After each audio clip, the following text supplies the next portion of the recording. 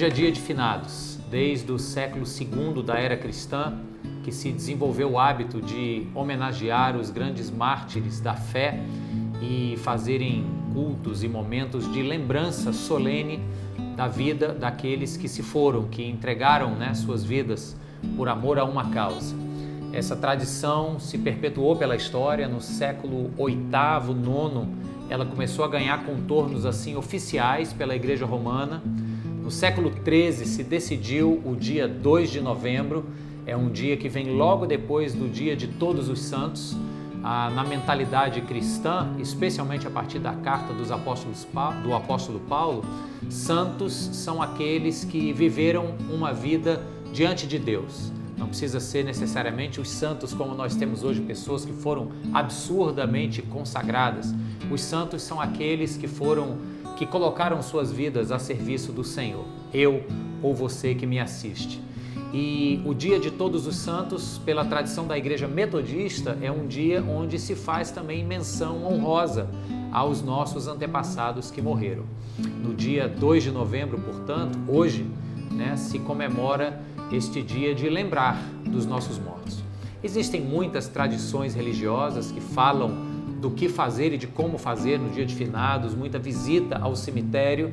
Particularmente, eu não vejo tanta necessidade de ir ao cemitério, senão apenas lembrar de maneira carinhosa e saudosa daqueles que se foram e que deixaram marcas na nossa vida. Mas pensar em um dia dos mortos me faz lembrar do meu Deus, que certa vez disse ser Ele um Deus de vivos e não de mortos. Quando Deus fala a respeito de Abraão, Isaque e Jacó, personagens de um passado da história de Israel, que são os patriarcas, toda a descendência do povo judeu veio deste grande patriarca Abraão. E ao falar sobre Abraão, Isaque e Jacó para o povo, Jesus diz que Deus é um Deus de vivos e não de mortos, querendo dizer que Abraão, Isaque e Jacó vivem. Mas como vivem se o corpo deles está sob a terra?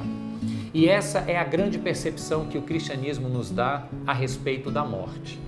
Num evento em que a morte era a protagonista do meio ali, o evento da morte de Lázaro, o amigo pessoal de Jesus, eu me refiro ao Evangelho de João, capítulo 11, enquanto todos choravam a morte e as irmãs de Lázaro se angustiavam porque Jesus não veio ter com ele enquanto estava doente, acreditavam elas que se Jesus tivesse vindo, Lázaro não teria morrido. Aquele era um momento de tristeza pela partida do irmão Lázaro.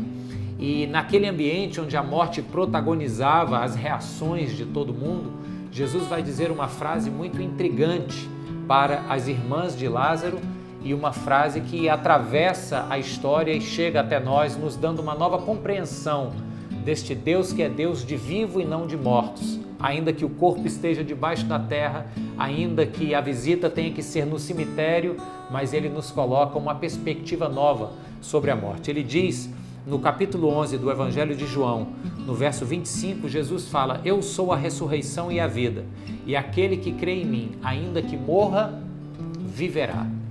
Ainda que morra, ainda que a matéria vá para debaixo da terra, ainda que o pó ao pó retorne, ainda que isto aconteça do ponto de vista físico, ele não morrerá de fato, ele viverá. Jesus é esta ressurreição que coloca a morte em perspectiva. Eu já comentei com você uma vez a diferença que existe entre um ambiente de funeral de pessoas que não têm um conhecimento real de Deus e da sua palavra e o funeral de alguém cuja família tem um conhecimento de Deus e da sua palavra. É um clima de paz, é um clima, claro, de saudade, de choro pela despedida, mas um clima de certeza de um reencontro.